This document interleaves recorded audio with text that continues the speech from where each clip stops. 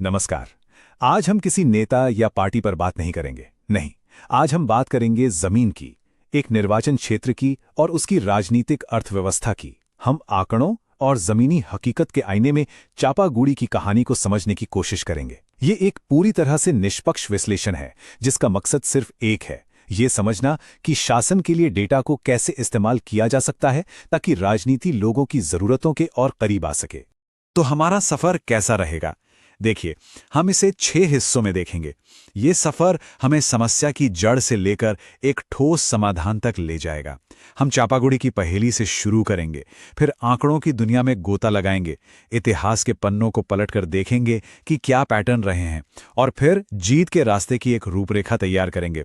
और हाँ, आज के दौर की राजनीतिक लड़ाई, और अंत में ये समझेंगे कि कैसे एक गहरी समझ को एक मजबूत जनादेश में बदला जा सकता है। तो चलिए शुरू करते हैं। सबसे पहले इस पहेली को समझते हैं जिसका नाम है चापागुड़ी। ये सिर्फ एक चुनावी सीट नहीं है, ये चुनावी रणनीति की बारीकियों को समझने के लिए एक बहुत ही दिलचस्प केस स्टडी है। चापागुड़ी असम की एक सीट जो अनुसूचित जनजाति के लिए आरक्षित है। ये सिर्फ एक ज्योग्राफी का इलाका नहीं है। यहाँ की जमीन, यहाँ के लोग, खासकर बोडो और राभा समुदाय, इनकी अपनी एक अलग कहानी है, अपना एक इतिहास है। और इस जमीन की नब्ज को समझे बिना यहाँ की राजनीति को समझना लगभग नामुमकिन है। 2021 में यहाँ एक बड़ा बदलाव हुआ। इंडियन नेशनल कांग्रेस ने चापागुड़ी पर अपनी पकड़ खो दी। अब सवाल सिर्फ ये नहीं है कि क्या हुआ, असली सवाल तो ये है कि ऐसा हुआ क्यों। और सबसे बड़ा सवाल, क्या इस कहानी को, इस भविष्य को सही आंकड़ों और रणनीति के दम पर बदला जा सकता है? यही वो पहेली है जिसे हम आज मिलकर सुलझाएंगे। अब आते हैं उन चीजों पर जो झूठ नहीं बोलती, यानी कि आंकड़े। देखते हैं 2021 के नंबर्स हमें क्या कहानी सुनाते हैं। चलिए चुनावी गणित को थोड़ा और करीब से देखते हैं। लगभग 79%, 88.92%। ये कोई छोटा मोटा नंबर नहीं है। ये बताता है कि चापागुड़ी के लोग वो अपने हक को लेकर जागरूक हैं, वो वोट डालने के लिए घर से निकलते हैं। इसका मतलब साफ है, यहां एक ऐसा वोटर बेस है जिसे सही मुद्दों पर साथ लाया जा सकता है, संगठित किया जा सकता है। और यहां एक बहुत दिलचस्प बात सामने आती है। जो जीते यूपीपीएल के उम्मीदवार, उन्हें वोट मिले 48.58%, 50% से भी कम। इसे बहुमत नहीं, बहुलका कहते हैं। इसका सीधा मतलब यह है कि 51% से ज्यादा लोगों ने उनके खिलाफ वोट दिया था। ये एक बटा हुआ जनादेश है, और यहीं एक मौका भी छिपा है, एक कमजोरी भी। जीत का फासला था 26,739 वोट। हाँ, ये एक बड़ा फासला है, इसमें कोई शक नहीं। लेकिन चुनावी रणनीति की दुनिया में कोई भी फासला इतना बड़ा नहीं होता जिसे सही रणनीति से पाटा ना जा सके। ये एक चुनौती है, लेकिन एक ऐसी चुनौती जिसका सामना किया जा सकता है। तो ये डैशबोर्ड हमें पूरी कहानी एक साथ दिखाता है, कितने वोटर्स, कितना टर्नआउट, कौन जीता, कौन हारा। लेकिन सबसे जरूरी जानकारी वो सबसे नीचे है। लगभग 8.5% आबादी अनुसूचित जनजाति की है। इसका मतलब साफ है, चापागुड़ी में चुनाव का फैसला इस बात पर होता है कि आदिवासी वोट किस तरफ एक साथ जाता है। जिस भी पक्ष ने इस वोट को एकजुट कर लिया, जीत उसी की होगी। अब सिर्फ एक चुनाव को देखना काफी नहीं है। तस्वीर को थोड़ा और बड़ा करते हैं और पिछले 30 साल के पैटर्न को समझने की कोशिश करते हैं, क्योंकि यहीं पर असली और प्रणालीगत कमजोरियां नजर आती हैं। ये टाइमलाइन देखिए, ये कांग्रेस पार्टी की कहानी है। यहां 1991 से लेकर आज तक पार्टी कभी भी 10-11% से ज्यादा वोट नहीं ले पाए। और पिछले 2 चुनावों में तो 2016 और 2021 में उम्मीदवार तक नहीं था। मतलब ये समस्या कोई नई नहीं है, इसकी जड़ें बहुत गहरी हैं। तो इस इतिहास से हम क्या सीखते हैं? कुछ बातें बिल्कुल साफ हैं।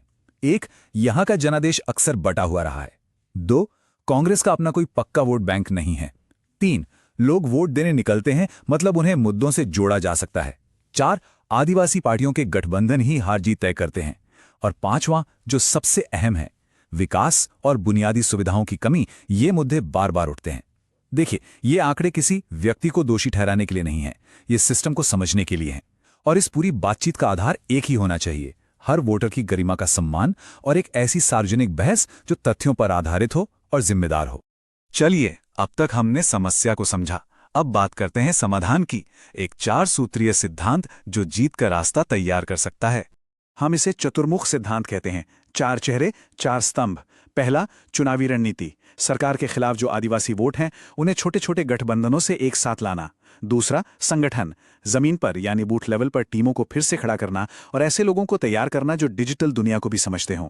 तीसरा, नैरेटिव या कहानी, बांटने वाली बातों के जवाब में विकास की, सबको साथ लेकर चलने की बात करना। और चौथा, संसाधन, पैसे की कमी को टेक्नोलॉजी और सोशल मीडिया की ताकत से पूरा करना। ये चारों जब एक साथ काम करते हैं तो नतीजा बदल सकता है। तो ये विकास की कहानी आएगी कहां से? वो लोगों के बीच से ही आएगी। ये देखिए, चापागुड़ी के लोगों की सबसे बड़ी चिंताएं क्या हैं? टूटी फूटी सड़कें, पुलों की कमी, नौजवानों के लिए नौकरियां नहीं हैं, किसानों को मदद नहीं मिल रही। ये सिर्फ मुद्दे नहीं हैं, ये वो दुखती रग है जिस पर हाथ रखकर आप लोगों से जुड़ सकते हैं, उनकी रोजमर्रा की जिंदगी के मुद्दे। अच्छा, बड़ी बड़ी बातें तो हो गईं, लेकिन जमीन पर काम कैसे होगा? चलिए अब इसे एक टाइमलाइन में देखते हैं। चुनाव से पहले के 90 दिन का एक एक्शन प्लान। इसे हम कहते हैं विन बैक लैडर, यानी जीत की सीढ़ी। 90 दिन पहले रिसर्च, उम्मीदवार तय करना, घर घर जाकर सर्वे करना। 60 दिन पहले छोटे छोटे गठबंधन बनाना, सोशल मीडिया पर अपनी बात फैलानी शुरू करना। 30 दिन पहले जनसंवाद जैसे प्रोग्राम से लोगों से सीधा जुड़ना। 15 दिन पहले मीडिया में अपनी मौजूदगी बढ़ाना। 7 दिन पहले यह पक्का करना कि हर समर्थक वोट डालने जरूर पहुंचे। और चुनाव वाले दिन हर बूथ पर अपने एजेंट्स और एक क्विक रिएक्शन टीम का होना। मतलब कुछ भी किस्मत के भरोसे नहीं छोड़ना है। और आज की लड़ाई सिर्फ जमीन पर नहीं, लोगों के मोबाइल फोन पर भी लड़ी जाती है। व्हाट्सएप ग्रुप्स, जहां रोज स्थानीय भाषा में छोटी छोटी जानकारी भेजी जाए। इंस्टाग्राम रील्स, जिससे नौजवानों तक पहुंचा जा सके। और फेसबुक, जहां विपक्ष के फैलाए झूठ का जवाब तथ्यों के साथ दिया जाए। यहां मुकाबला बराबरी का नहीं, बल्कि उनसे आगे निकलने का होना चाहिए। तो अब हम इस विश्लेषण के आखिरी पड़ाव पर हैं। रणनीति बन गई, प्लान तैयार है, लेकिन वो जो आखिरी मील होता है उसे कैसे पार किया जाए? उन आखिरी चीजों पर ध्यान देना जो हार को जीत में बदल सकती हैं। और इसमें सबसे बड़ा फैसला होता है उम्मीदवार का। कौन होगा वो चेहरा? क्या वो कोई स्थानीय आदिवासी नेता होगा जिस पर लोग आंख बंद करके भरोसा करें, या कोई पढ़ा लिखा नौजवान जो नई और पुरानी पीढ़ी को जोड़ सके, या फिर पार्टी का कोई पुराना वफादार? हर विकल्प के अपने फायदे और नुकसान हैं। सही उम्मीदवार वो है जो जमीन का भरोसा जीते और जो बदलाव की कहानी का चेहरा बन सके। तो आखिरी सलाह क्या है उम्मीदवार के लिए? बोलिए कम, सुनिए ज्यादा। लोगों के बीच रहिए, एसी कमरों में नहीं। और पार्टी हाईकमांड के लिए जो भी मदद देनी है वो बिना शोर शराबे के दीजिए। जमीनी कार्यकर्ताओं को ट्रेनिंग दीजिए और अपनी रणनीति को गुप्त रखिए। और हां, जब आप वोटर्स से बात करें, चाहे फोन पर या मैसेज से, तो उनकी निजता का ध्यान रखना बहुत जरूरी है। भारत का जो नया डेटा प्रोटेक्शन कानून है, डीपीडीपी, वो भी यही कहता है कि आप किसी से तभी बात कर सकते हैं जब उनकी सहमति हो, और सिर्फ उसी काम के लिए जिसके लिए सहमति ली गई है। ये सिर्फ कानून का पालन करना नहीं है, ये भरोसा बनाने का एक तरीका है। और अंत में इस एक बात को हमेशा याद रखना चाहिए, जीत का रास्ता सिर्फ नारों से नहीं बनता, वो रास्ता लोगों को गहराई से, अनुशासन से और हमदर्दी के साथ समझने से बनता है। ये हार्ड डेटा और इंसानी जुड़ाव का संगम है। तो हम इस चर्चा को एक सवाल पर छोड़ते हैं। चापागुड़ी के लोगों के लिए 2026 क्या होगा? क्या इतिहास खुद को दोहराएगा, या फिर एक नए जनादेश की शुरुआत होगी? एक ऐसा जनादेश जो शिकायतों पर नहीं बल्कि शासन और विकास पर बना हो। जवाब आने वाला वक्त और सही रणनीति ही देगी।